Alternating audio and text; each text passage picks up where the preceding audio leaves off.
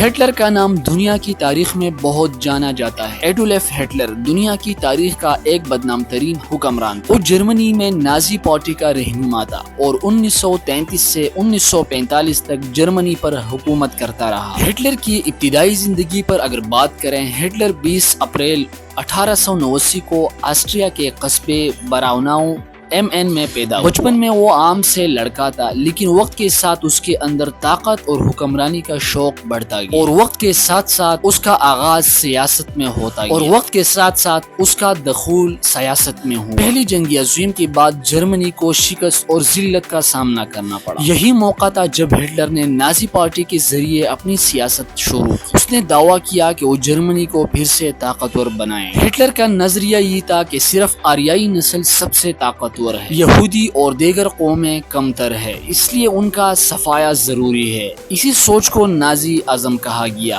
اور یہی ہٹلر کا نظریہ تھا۔ ہٹلر 1999 میں جرمنی کا چانسلر بنا۔ اس نے پوری یورپ میں جنگ شروع کی اور کئی ملکوں پر قبضہ کیا، ان میں پولینڈ، فرانس، بیلجیم، ہائی لینڈ، ناروے اور یونان شامل تھے۔ ہٹلر کے دور میں کروڑوں لوگ مارے گئے۔ صرف یہودیوں کی تعداد تقریباً 60 لاکھ تھی، جنہیں کیمپوں میں رکھا گیا اور مار دیا گیا۔ اس بڑے قتل عام کو ہولوکاسٹ کہا جاتا ہے۔ یہ تاریخ کا سب سے بڑا نام جانا جاتا ہے، ہولوکاسٹ۔ دنیا میں دوسری جنگ عظیم کیوں شروع ہوئی؟ ہٹلر کی پالیسیوں کی وجہ سے دوسری جنگ عظیم شروع ہوئی۔ اس جنگ میں اندازاً 5 سے 6 کروڑ لوگ مارے گئے۔ یہ انسانیت کی تاریخ کی سب سے بڑی تباہی۔ اسی ظلم اور اسی بربری اور اسی تاریخ کے باوجود جب ہٹلر کا انجام ہوتا ہے 1945 میں، جب اتحادی فوجیں برلن کے قریب پہنچ گئی، ہٹلر کو اپنی شکست یقینی نظر آئی۔ 30 اپریل 1945 کو اس نے اپنی پناہ گاہ میں اپنی بیوی ایوا